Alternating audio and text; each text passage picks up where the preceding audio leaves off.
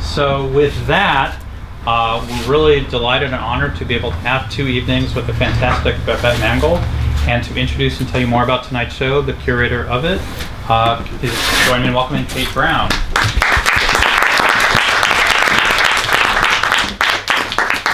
Thank you. It's a pleasure to be here, and we're so happy that Babette is back for a second night. So thank you, Babette.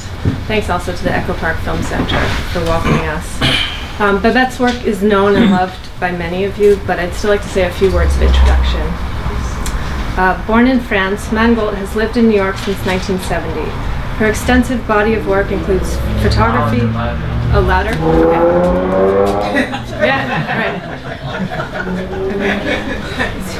Her extensive body of work includes photography, film, and installation.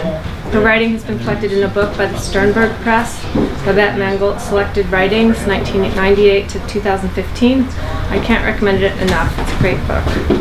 In the 1970s and 80s, Mangolte recorded the experimental theater, dance, and performance scene in New York. In many cases, Mangolte's films and photographs have become primary in the retelling of that work. She has recorded the choreographies of Trisha Brown, Yvonne Rainer, Simone Forti, Steve Paxton, Lucinda Childs, the experimental theater of Robert Morris, Richard Foreman, performances by Joan Jonas, Robert Whitman, the list goes on. Mangolte continues to add to this archive by documenting recent work by choreographers with whom she's worked in the past. The first 2 films in tonight's program, Staging Lateral Pass, and Steve Paxton at Dia Beacon, are examples of this ongoing work. In addition to her own prodigious body of work, Mangolte is lauded for her contribution as cinematographer on films by Chantal Akerman, Yvonne Rainer, Jean-Pierre Gorin, Michael Snow, and others. In her writing and through her films, photographs, and installation, Mangolte explores what it means to photograph something. She asks what the nature of the relationship is between action and document, experience and its image, photographer and subject. Using installation, she explores what it means to be a spectator and how we might enlist architectural space to change that meaning. Mangolte has made eloquent use of photography to record action. She draws a connection between her own work and that of Edward Muybridge. At the same time, she acknowledges the pitfalls of photography, its capacity to erase action rather than record it, its ability to mislead and distort. So we have a wonderful program tonight. We're going to show the first 2 films and then have a break where Babette will talk with you and answer questions, and then we'll follow with the next 2 films in the program. So please join me in welcoming Babette Mangolte. If I don't speak loud enough, let me know, yeah. So anyway, do you have questions? Okay, so let me give you a background for the making of both films, because they were very, very different. The Staging Lateral Pass was not really originally, it was just documentation. I was there to shoot photograph, which I did, and I have plenty of interesting photographs of that work on the stage. But I felt then, because the relationship between the dancer, the complication of the set and the movement with the set moving up and down, out of view and suddenly becoming on view, and obviously interacting with the spacing of the dancer was really interesting to do as a film. And I did not have the money to produce a film, but I asked if the Walker Art Center, which is a famous place in Minneapolis, which has produced a lot of performance in the past, could ask on my behalf if I could borrow Beta SP camera from the TV station, from NPR, the National Public Radio television station in Minneapolis. And they'd say yes when they were not using the camera. I could use it because they kind of knew a little bit my reputation as a camera person. And I had shot a documentary in 81, and that was 85, 4 years later, at the beginning of the life of the Beta SP, which was the broadcast, the best camera existing now existing at that time in video. It was much better than the color video which existed before. And the making of the Babette SP sped the death toll for 16mm shooting documentation of dance, by the way. So in a way, for me, that was I did it on not knowing the footage I will get, and but I took notes because at that time when you were shooting video, you could not edit directly on the master videotape. You had to do copy, and I did not have the money to do that. And I said, okay, so I'm going to take notes of what I shoot, and I will see later. You know, we as filmmaker, we collect material and we edit 30 years later. You know, because that's what I've done all my life. So I did that then, and I really liked Nancy Grave, which was also a very interesting filmmaker. Maybe you know, she did a couple of films before in the 60s. And at the flatbed, then she rented to a friend of hers, so Yvonne Rayner used it to edit one of her films. And so I knew Nancy, so that was also kind of interesting to go to Minneapolis because there was two women I greatly admire who were working together for the first time, but had known each other for at least 20 years. So I shot that kind of footage, not knowing what could happen, and the choreography was changing, the costume were changing, and obviously I was not deciding when I had the camera, so I could not plan anything. So it's totally random. Now the editing was not random because I could not copy everything in HD video, because that was a very expensive process. When you archival old video, you have to have a production house which are, you know, doing the best they can. And because the movement is very fast in Trisha Brown choreography, the fact then you move from one format to the other can create problem of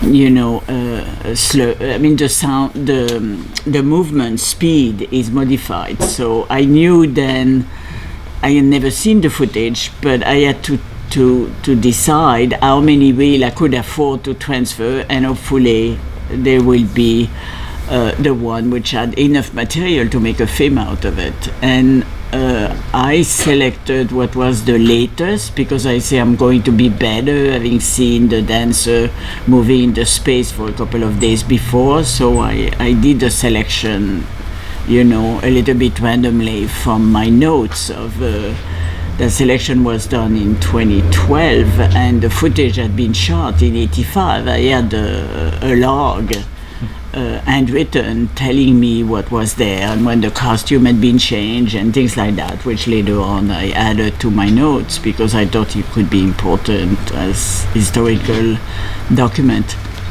So it was a real pleasure to edit the movie because the sound was not connecting necessarily with what the visual had been, because the sound was the microphone on the camera and I recorded things which were sound, but the visual was not interesting with a video camera, because on video, unfortunately, that's the horror of video. You record sound and picture on the same machine, you know, so it's totally, I have all my film disconnect sound and picture. So I kind of used that same process of disconnecting the picture, so I could put Peter Zumo, which I loved, you know, a little bit where I wanted it. And so I kind of invented not the choreography, but the kind of atmosphere of the place. So it's not really a dance film, it's more like about the work on a dance. Yeah. Now, Steve Paxton was totally different. We had 2 days, you know, to do the film, and Steve is a choreographer who is totally an improviser. He was a solo work, and we spent the day before getting there in the space, talking of what Steve wanted to do, and obviously knew the museum, so he decided which artist he wanted to interact with and improvise in front of, basically. So that was his choice, and obviously I asked him what he wanted for additional sounds. So there is a Max Neuhaus sound piece at the Bacon, so we used it at the beginning. And I'm a total admirer of Robert Irving, who is the great artist from San Diego, I must say, who designed the garden at the Getty, so you must know him. But he designed also the garden and the window at the Bacon.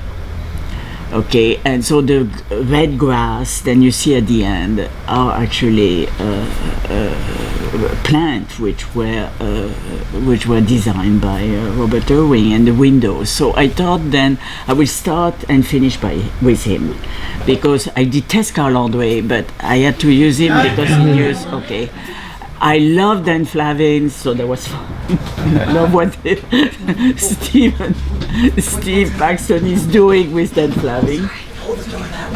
I really thought that was really wonderful, this kind of stumbling at the end because of the buzzing of the fluorescent was so loud. So I record only natural sound, and the only thing I added were a reconstitution of a piece of David Tudor, because Steve was very close to David Tudor. He had met him because he was a great dancer with the Merce Cunningham Company for about 5 or 6 years, and he quit when Merce changed the policy of the company and hired a company director, basically, in '64. So he was of the early part of the Cunningham, creative life with his company. And he moved on, and with Robert Rauschenberg produced the Seven Evening, which is a very important series of performance of many of the people I have documented, which happened in '67. So obviously I was not in New York at that time. I saw nothing of that. I discovered all those things later on. But Steve Paxton is somebody I saw dance, and a little bit like Simon Fordy. He was totally out of the ordinary of the other choreographer, because he never built a company. He worked pretty much only as a soloist, or sometimes had a pickup company and did a program with maybe 2 or 3 other dancers, but it never used the kind of structure then Trisha built with a company. You have to raise the money for, and you have to find money to pay for the insurance and whatever. It's a very different organization and a very different result in a way. So I thought putting the two films together, they are finished about the same time, was interesting, because it's so different in terms of the making of the two films. One is accidental and the other one is totally planned. The one with Steve Paxton, which is improvised, is totally planned. I mean, we had to shoot at 4 to have the sound of the mark on the floor of the gallery with the sunset, because we shot in September, so the day is gone by 6 basically. So the when we shot was lit by the gallery, and mostly by the outside light coming from the window. So it's in that element then it was planned. Yeah. So now. Then I gave you some kind of background. If you have any question, I will be delighted to answer them. Something about the key prop at the end? What? The baby? The baby, it's a wonderful question, yeah. I don't like the work of whatever, that guy who crunched car, What? Chamberlain, exactly, yeah. And I thought it was very hard, but, it was important for Steve. A guy always liked cars, So... Kelly Kivlen, who was the producer for Dia, had that baby she was nursing. And I asked Kelly, do you mind and I asked Steve, do you mind to carry the baby? Because that will break the kind of harshness and the light was, it was such a fantastic sunny day, you know, and the light for me was a delight, but I thought the baby will bring something which break the rigidity. Yeah, that's it. So it's totally happened accidentally, you know. The baby was there before, but it made no sense to put him in the kind of, you know, everywhere. He worked as a contrast, yeah. And but I love. I'm sorry. Did Steve like doing that with the baby? Yes, absolutely. Yeah, I will not have done it if he had not accepted. I asked Kelly first. And I asked Steve second, and the baby, which was 3 months old, had no say. But now, I was 14, so he's 5 years old, and I saw a picture of him. You know, last time I spoke on email with Kelly, and I think you will see the film at some point, and we'll find that funny, probably. So the baby had no say, but I think he did not mind, yeah. Yes, the lady, and after you. I have 2 questions. One is just a detailed question, factual question. Was Randy learning the aerial work on the spot at the Walker Art Center? Yes, I mean, you know, that's in 85. I think it's the first time then Trisha used that, because I saw every dance she did before that.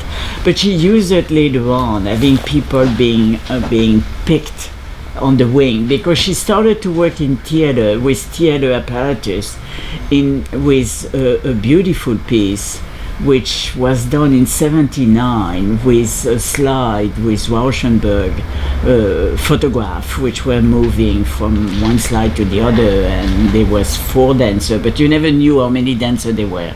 They were entering from the side, and there was 3. They could never not be more than 4, but you never knew because they were all dressed the same way and whatever.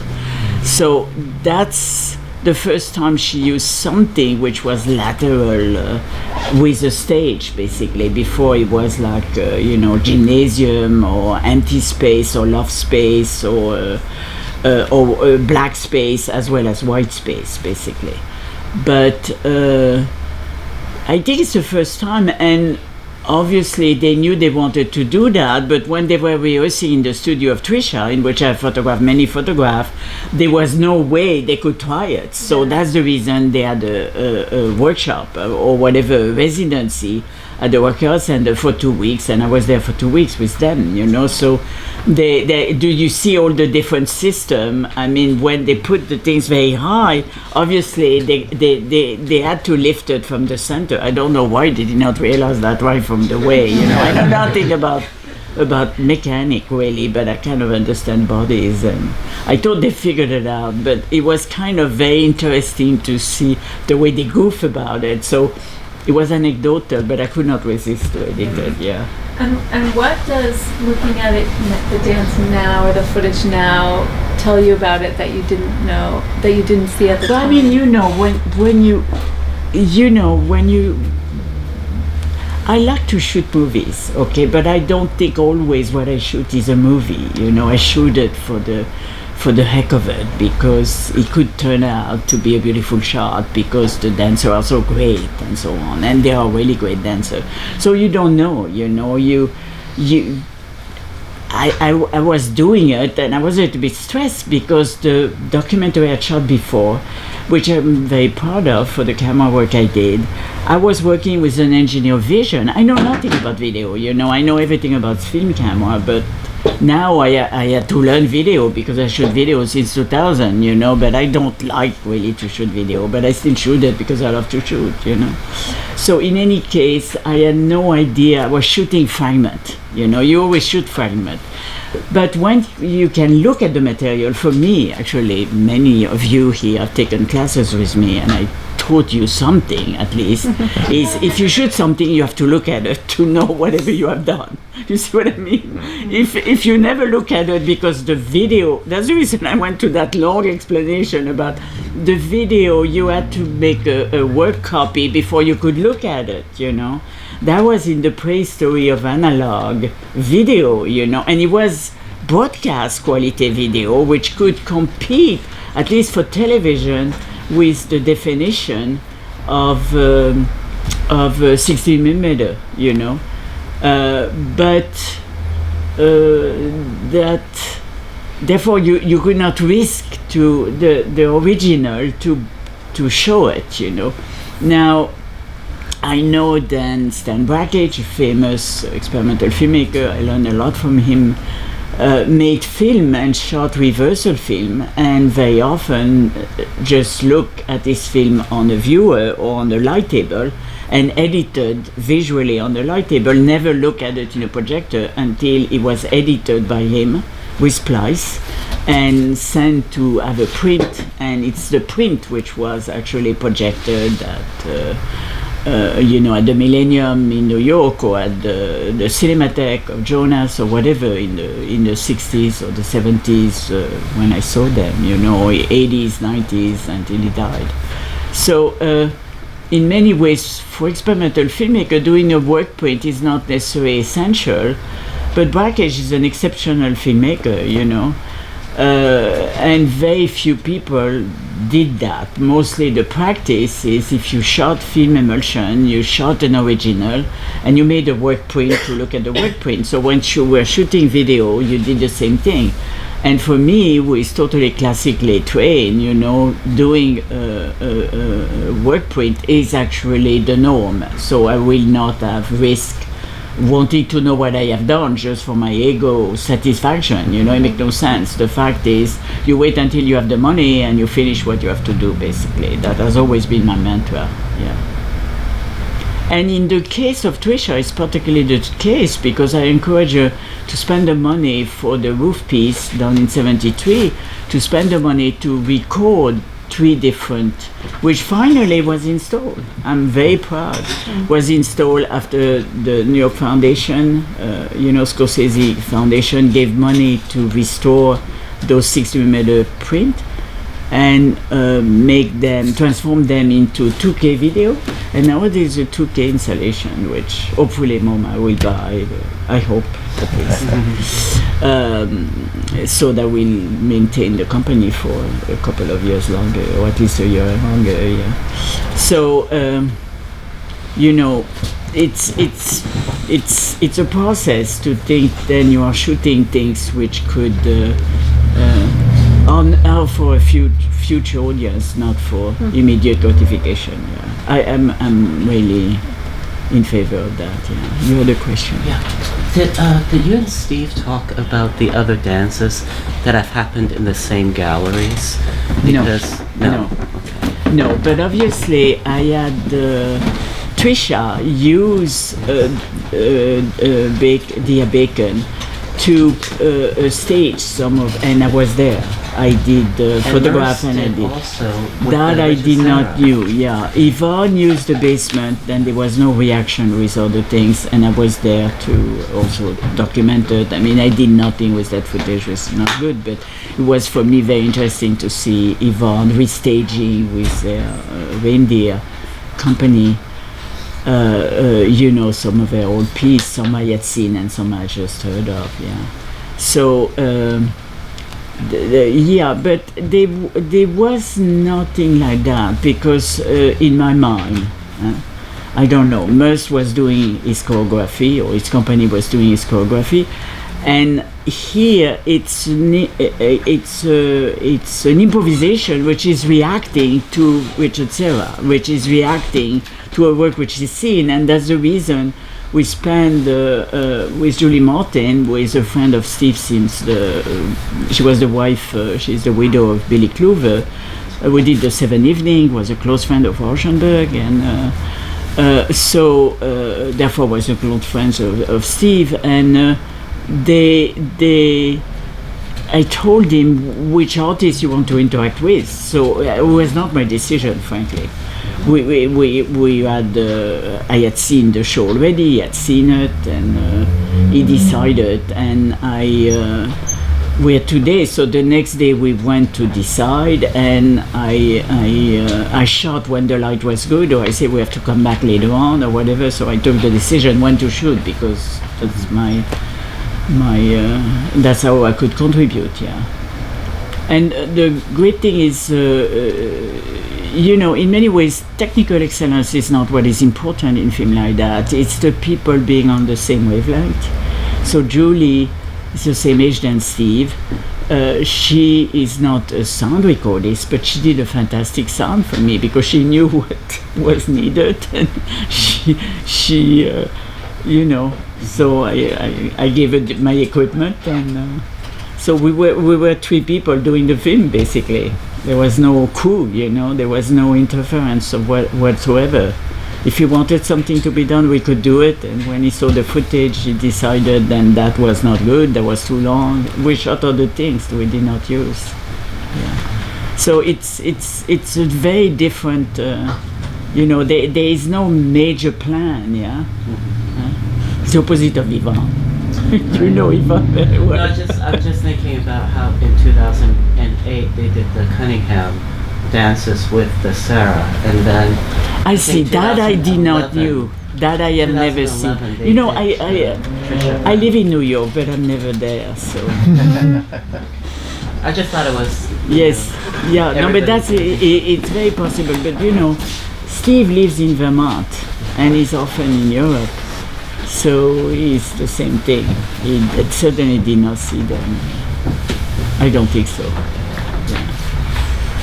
Okay, other question? Yes. I know you've worked a lot with Trisha Brown, and I was wondering how that came to be and how many projects you've collaborated on with her. Well, I mean, Trisha, of all the people I knew, was the person who started in Soho doing experimental work and went somewhere else. You see what I mean?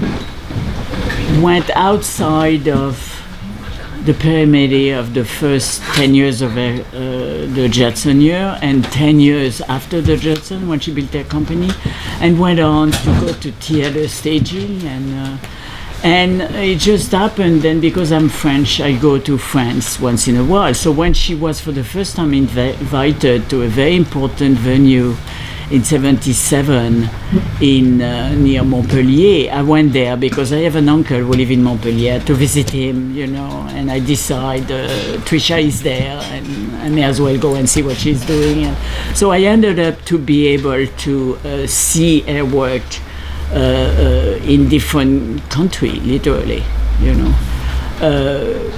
but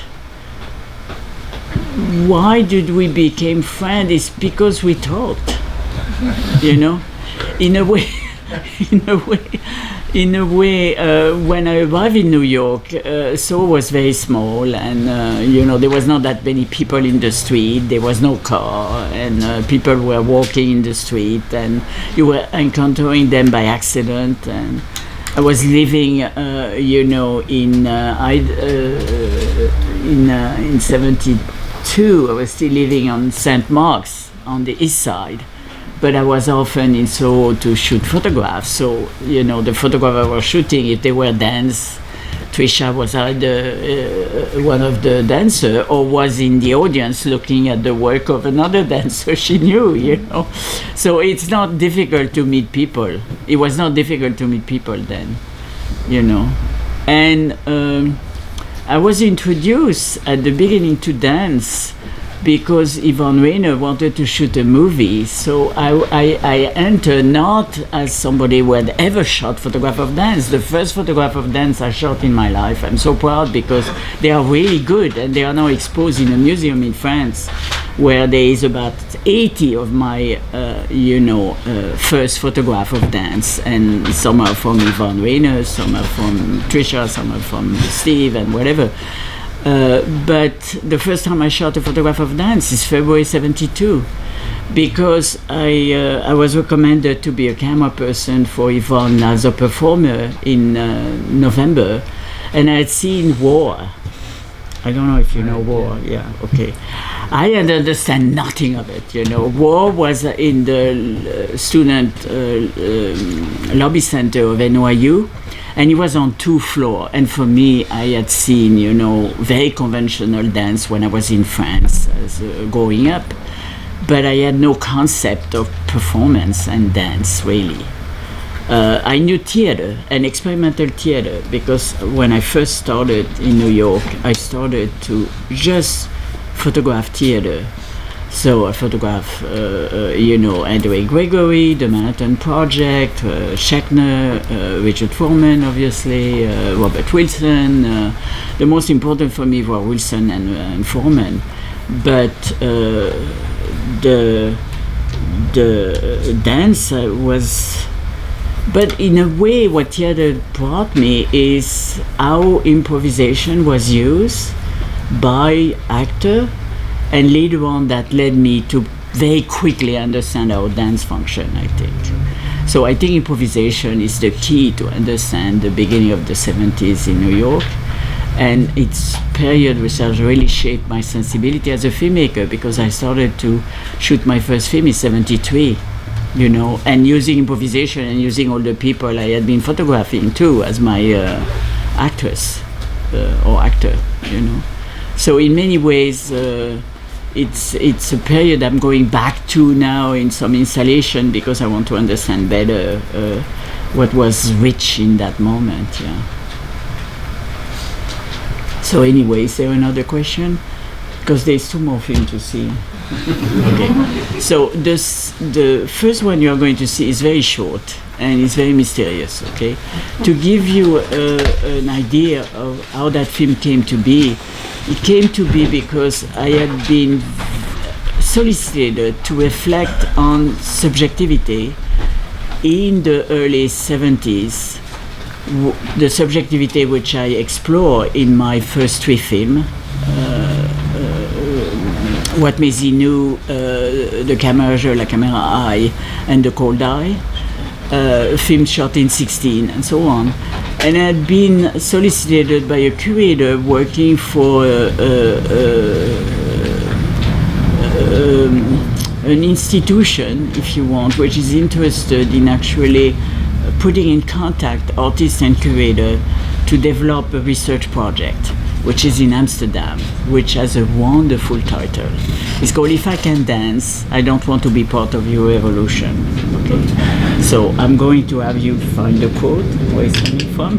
But I must say, so I was contacted by somebody from Canada who wanted to write about my film, The Camera Jeu, but at the same time wanted to write and to have me reflect on the only novel by Lucille Part, which is about photograph. So I read the novel, and the film is the end result. I could not write anything about it because I did not like the novel. I did not have the tone of voice. And I love Lucille Part as a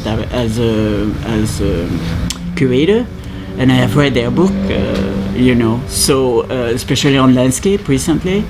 So it's not because I don't have an inkling of her importance as a curator and as an art theorist, you could say, but because I think the question was badly put. So I kind of try to make a film essay on what is how subjectivity works. When you reflect on making a film, basically. And I use footage which is from that period, and sound which was from that period, but added text, which I had never done before. And obviously it could be done only because it was digital, so that was at least a good thing, to work in digital. And the last film came out of the blue, and it's totally improvised. And I will let you see it and ask afterwards. But it's the essay film is 7 minutes, and the last film, Edward Krasinski's studio, which was shot in Poland in 2 days, basically, 4 hours each time, was shot in Varsovie in 2011, and it's 30 minutes now. I don't know if you have a question.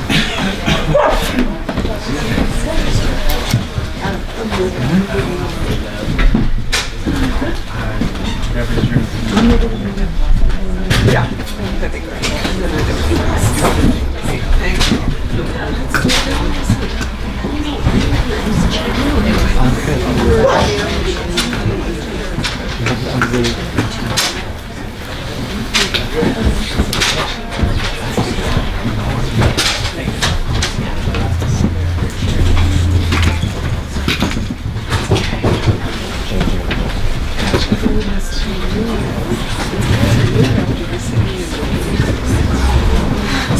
anybody has any question, or you want me to explain to you a little bit about Edward Krasinski, or? That Okay. was so beautiful. Oh, I'm so pleased. Oh, it's so beautiful. Don't you think? You know, I had so much pleasure shooting it, but I knew his work before, so for me, I kind of could decode images, you know. Like, for instance, there is that man who is,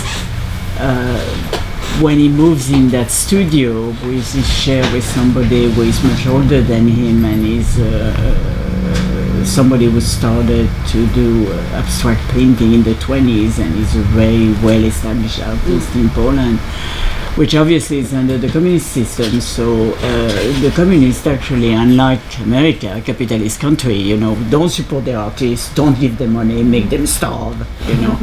I'm joking, not quite. You know, the provide them with apartment and so on, and some kind of stipend too, so they can keep on producing. But Krasinski started as an experimental filmmaker, as an experimental performer. He's a conceptual artist, actually.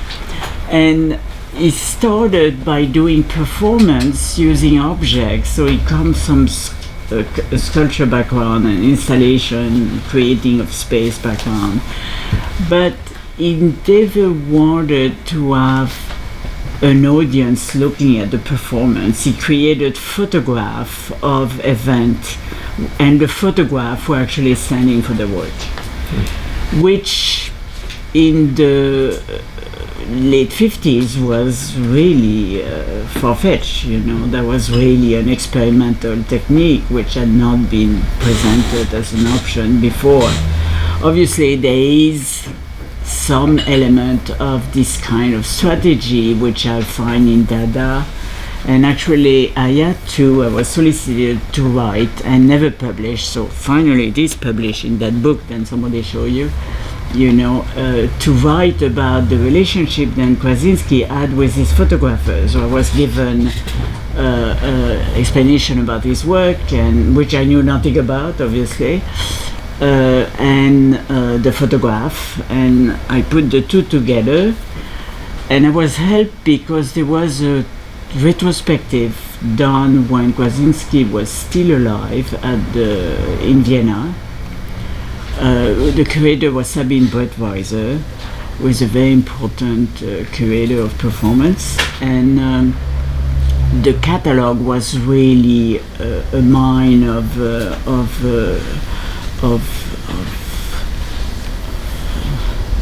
idea about how to look at that work, which basically is done only on document, if you want. Although they are object, and one of the first is that photograph, which is a poster.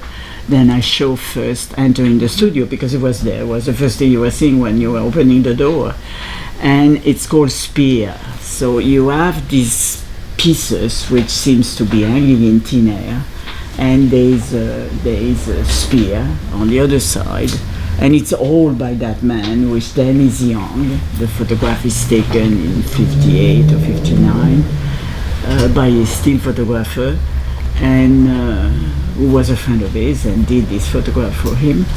And the photograph, there is long shot of the photograph and close-up of the photograph, but actually because it's black and white, you imagine then the pieces are floating, but actually they are attached to each other with very, very thin wire, which are not visible in the photograph, not because there was no Photoshop at that time, there was no way to mask any support system, but actually because of the grain of the film. So I kind of, connected that with the Élevage de poussière of which for me is totally a fake photograph. It's a famous picture of Man Ray, which had the large glass of Duchamp, and it's full of dirt. I am a mess. I don't clean my house. I don't have time to vacuum, so I know how slowly dirt accumulates. There's no way that dirt could come just in 2 months. You needed 5 years. You needed to bring the dirt. So anyway, I made that argument at the end of my article, but it was very interesting to imagine the way the photographers are actually trompe-l'œil, which is a French expression who means they are deceptive, And another photograph was wonderful. It's a poster then Krasinski made, which was never made as a performance, but is manipulating a wire. And in an interview written by his wife, not an interview, a commentary of his wife about his techniques, she speaks of the fact that he was working with different color wire, and in black and white photography, red reproduced as light gray, and blue reproduce, if you use a filter, can reproduce as black or whatever. You can trick, color in black and white can appear to be the same color when actually they were not the same color. And I argued then that's probably the way he did that poster. So I imagine, I'm not sure I'm right, but I had really great fun writing that article. But the most important element of his work is what you see in the studio, which is that blue line, and he's known as an artist which actually put blue line all over the place to actually, temper the reality of the world around him, but at the same time reveal it, if you want. At least that's the argument he made in interview when he was asked the question. And I thought that was kind of, it was very interesting. Temper it, like hold it.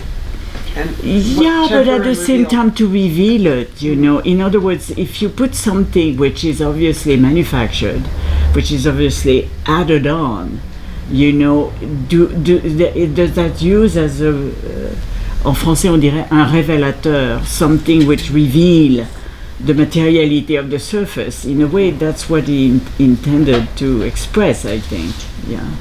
So what is interesting is the studio was built with all those objects coming from Krasinski's world. He moved in 70. The studio was used by his friend before. And he moved in to add to it, if you want. So he put the thin blue line, and the photograph at the beginning were perfectly nicely photographed. But with the sun coming in, with the harsh temperature in Cracovie, where there is snow literally starting the beginning of November and until the end of April or even early May. It's almost like Montreal, in Quebec. So the changing temperature, the photograph under the sun crack, there's humidity, the window have, and there was great contact with French, and in particular Daniel Buren, who was a close friend of his. And Daniel Buren is a French artist which actually made his trademark of doing, he's like a little bit in the tradition of Sol LeWitt, somebody actually using a graphic kind of materiality to reveal surface, or to change the world around us. A little bit what Krasinski wanted to do. So they were friends, and he came in Varsovie, and he actually put those plastic along the window, which on the side, which is the side where the sun is coming in, deteriorated because they were put in 74 and I shot in 2011. Isn't it amazing? So my generation, we were totally in love with the ruin, the aspect of ruin of life. There's many artists have been fascinated by that, and in a way, I must say, it's a romantic aspiration. But I could not resist to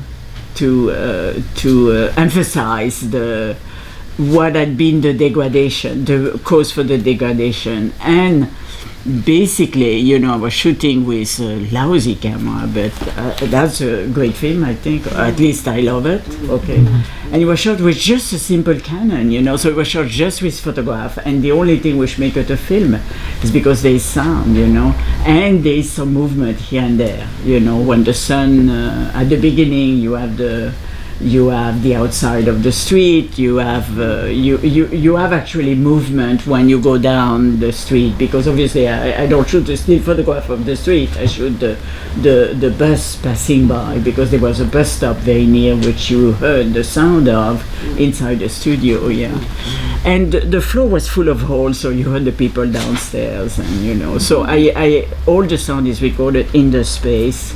And some is invented, like the ping pong, because there was a story told and so on. But, so in a way it's very naturalistic, but at the same time it's not. That's what I love about the film.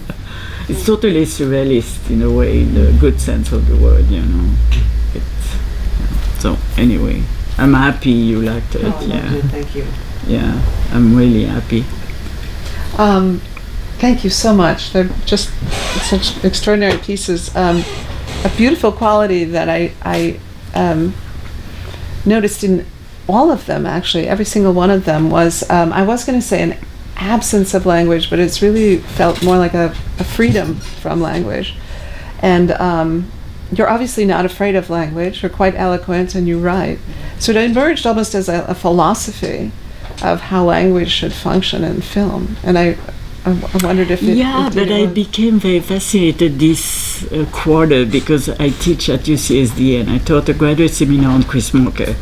And Chris Marker is somebody I really always admire for a very long time.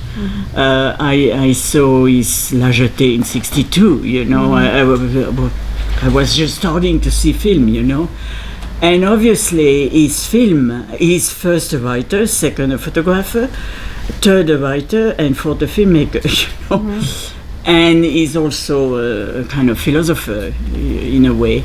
And he has a concept, his ideas are coming from being totally fluent in English and in French and in understanding Russian, understanding German. I mean, having a facility with language.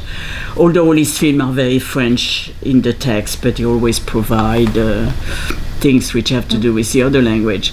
So I dealt with language in a way. When I arrived in New York, that was great for me because I spoke no English, so I could just look and say, okay, I'm not going to hear anything, and I don't have to be afraid of people I don't understand, so that's it. I'm just looking, okay, and I'm there just for a couple of months.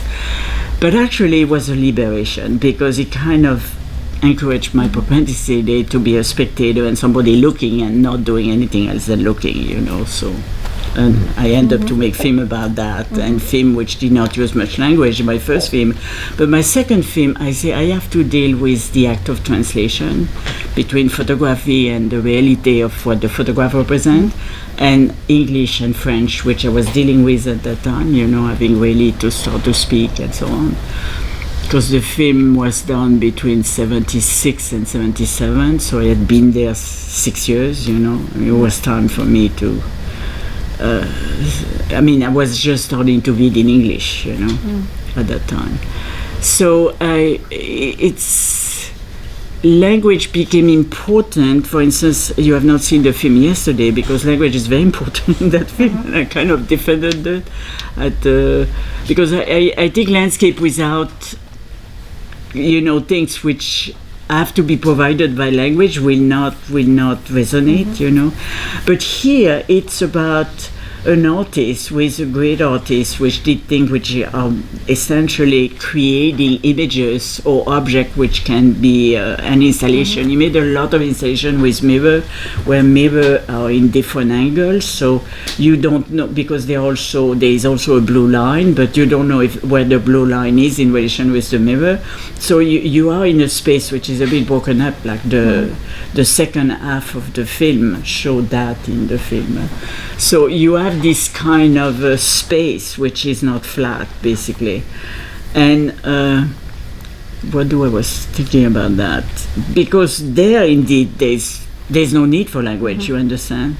But I think there is plenty of film in which there is need for language, and language are important. And I made a film which is only about interview, which is about the making of a film by Bresson, And so in many ways, I'm not saying that those films then you saw, definitely. There is no language. it's less and less the case, you know. And it's less and less the case then people understand that sound is so important with image. Because most people think the only thing which counts in sound is language. So they don't hear anything else than language. Yeah. Remember that. I'm talking to one of my students who I really like, who is here. Okay, is there any question? Yes. Can you talk more about the sound in the studio film, because it seems the off-screen sound is very important in creating the space, etc. Yeah, I mean, it was simple. I shot on Wednesday, and I say, okay, I need sound, so I asked the gallery, and the sound recordist was actually the husband of an artist I knew. So we immediately, first he obviously had done work similar to that, and I told him when I needed, and I was next to him when I was recording the sound. So we did not create any other sound than the creaking of the door, you know, to reveal a painting, because there was an element of 18th century black and white copy of famous Polish painting, you know, which were like mark in a way, but at the same time important to signify Poland, you know. So, but all the sound was done there, and there was an elevator shaft, you know, so the sound of the elevator, I mean, you know, the film of Chantal Ackerman, which I'm known for as a camera person, Gentleman, has the same sound of the elevator, you know. It's not here. I'm really crediting Chantal, you know, for what she taught me in terms of use of sound. And I'd written a text about her use of sound, which was published in 2013, which was published after, but I had written it already, and I had presented it in Princeton in 2005, you know, so I kind of was very aware of the fact that in videos, sound, if you treat sound like you was treating it when I was shooting film emulsion, I could get something which is of the same quality, if you want. The sound gave a kind of substantiate, I don't know if it's English, but it gives substance to an image and give it physicality, you know, presence, basically. Even if the image there's nobody in it, you just have object. The sound is actually a factor in the presence of what you see, and I think it's very, very important. And frankly, I think for me, I think film cannot be critical of their subject. You know, the only thing they have to do is to be in admiration of what they do, frankly. I'm not joking. I think you have to celebrate the image you provide to people who have never seen those images, you know. So you don't know how I like your compliment, because I don't know if you know anything about Krasinski, but in any case, it's a world which is not explained. There is no reason for why you will see the film. It's just the sensibility of being there and going back and seeing again. There is nothing which is repeated in terms of image, but I went back there because I had not seen it well the first time. I do a slightly different framing, and suddenly I realize it's different, you know. So in many ways, it's so full of detail which are eccentric. So the repetition was I think very important for me, and made you aware of the delicacy of the little house built inside a eggshell, you know. Okay, there was somebody. Yeah. How about that? You had mentioned that you had to read a book before Yes. filming. Was it for the first or the second film that you had to read a book?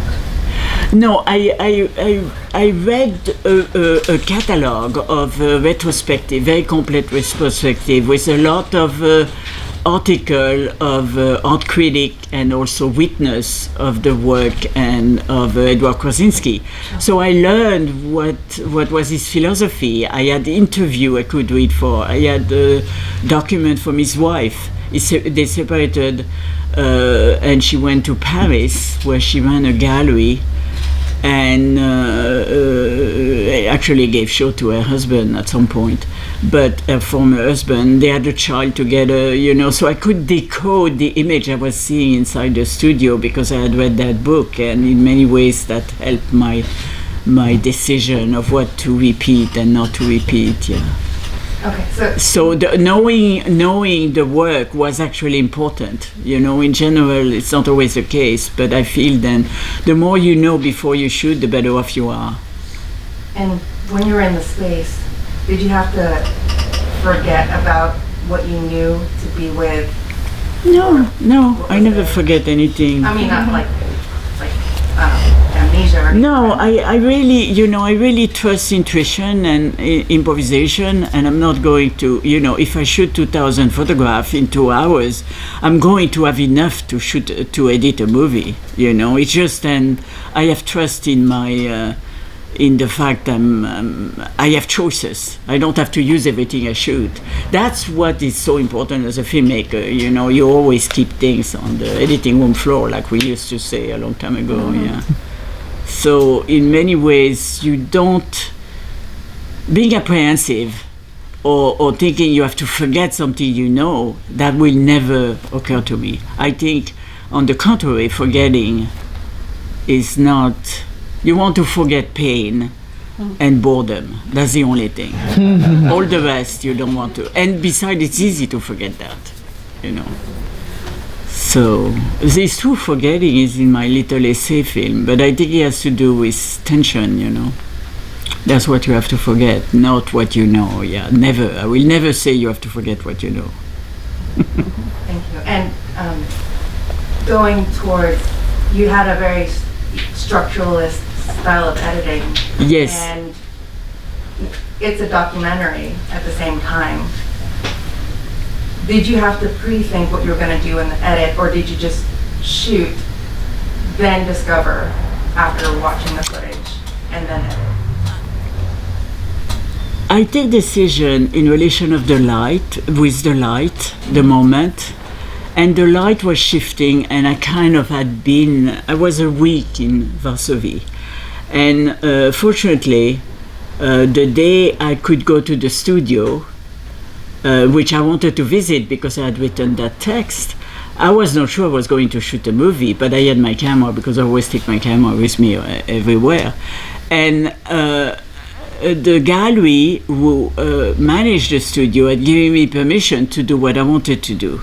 Okay, so I shot photograph, but I didn't want to use them as photograph. I wanted to do something which is time-based, So I selected moment, and I selected also to situate with the city, therefore have car passing and so on, because the place I use is all seen from the floor where the studio is, and there is a kind of area outside the studio which is an area where the people who have that studio can go and organize event. So actually I use things which are in the perimeter of that space, and I did what I could with it, and at the end of the day I thought I had enough to make a movie, so I went to the gallery and I asked them if that was possible, and they say okay, and I say but I need sound, and I was presented to Adam, and things went on. But I was so lucky because every day I was in Varsovie, where I was setting a group show at the Museum of Modern Art.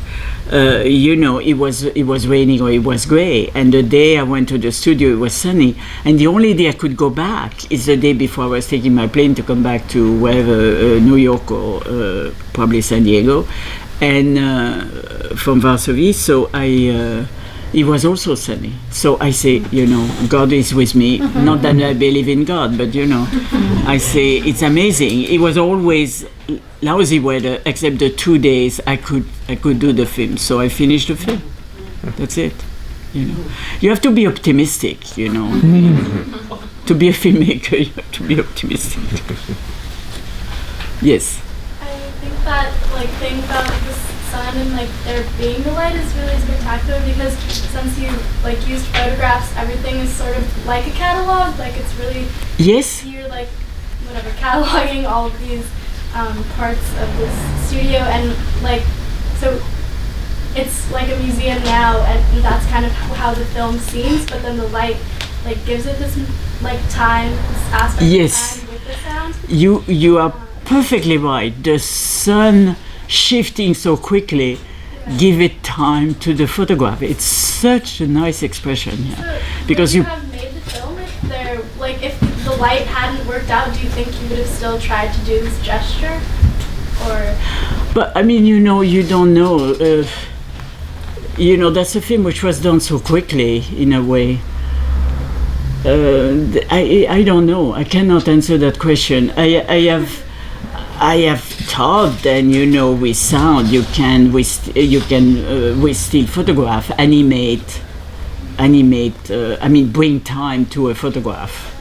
That's perfectly true.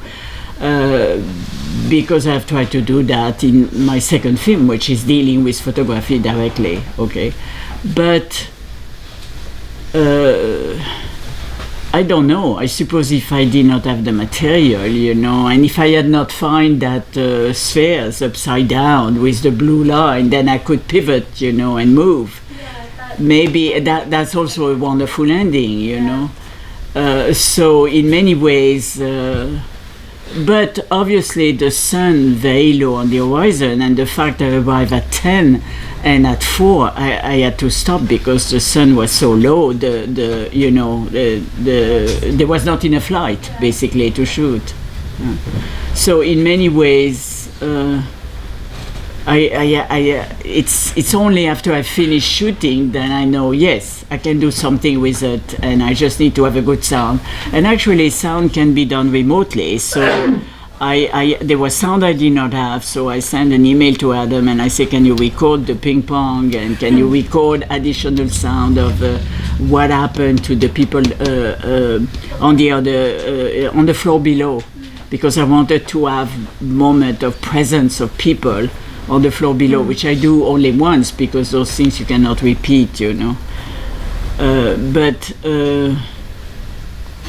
that's, you don't need that much sound basically, because it was so, the construction was very thin wall, so you heard so much of the traffic outside, and there was two sides to the apartment, a side which had that big thoroughfare, which I show first, and the church and so on, and on the other side you had actually something which was the entrance of what in the past was the Varsovie ghetto. So it was an important network of subway, because everything, obviously all Varsovie was destroyed during the war, so everything had to be reconstructed, but they had not reconstructed over the ghetto for a very long time, and therefore it was a passageway. So there was, car, police car, there was all that traffic. So you had it constantly in the background, yeah, which was helping, yeah. Okay, other question? Yes. How long had Krasinski been dead when you resurrected the studio? Oh, there's other things which resurrected him, and for me, I learned much more after he died. He died in 2004 or 2005, and his last piece, which was made in 2004, was bought by IOTIM, with a foundation in Brazil, near Belo Horizon, and I had a show there where they showed the Krasinski studio film. But also they bought one of my touching piece and bought other work, and we were in a building where there was the Krasinski last piece of mirror that I tried to describe to you, and there was the film, it was Krasinski studio and my work. So I spent a couple of days there to install my installation in Brazil, so I could really enjoy, and I even did photograph of that mirror piece. But he also was present in a show in New York, so I kind of I'm very interested in the strategy of experimentation, what you call experimental work, because that's what I want to be, somebody not repeating the same film, so now that's it. I've done my film with still photography, with Krasinski. I do other film about other artists, or I could do other film about other artists. But I try to understand what they do first before I start to do the film. And here I had that, I had that fortune, to really know his work before even encountering that. Visiting the studio. So that was really what permitted the film to be so strong. And I think, at least that's what I think. I do the same thing when I shoot photograph. I don't shoot photograph not having seen. So one of the reasons I became friend with the choreographer of photograph is because I was looking at the rehearsal first. I was saying, are you working on a new piece? Can I come to look? I was not even coming with my camera. I was coming to look what they were doing, And therefore you kind of analyze the movement, and when you are there with the photograph and you have to work, you know what you have to do, You don't do it without some kind of sense of what the choreography is about. For me, the worst was to shoot Yvonne Rainer and Trisha Brown, which love each other and were very close friends, but were totally different as choreographer, using the same kind of images.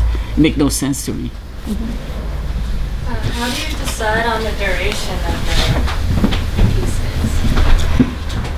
That's a very interesting point. In terms of shooting photograph, the duration can be what you want if the photograph are sharp enough, So I have enough pixel, and you can show them on a large screen like here, That was shown on a much bigger size screen at the festival in Berlin, where it was shown. So. If you shoot movement, the quality of the camera you use is really important. So, and in digital, the quality of the visual is often determined by the quality of the camera you use. So I'm just lucky that in that film I had very little who needed to be shot with film camera. I could shoot practically everything with a still camera. Now, in terms of duration, I don't know. It's instinctive for me. I edit long and I reduce. Yeah, it's a technique of film immersion. Because.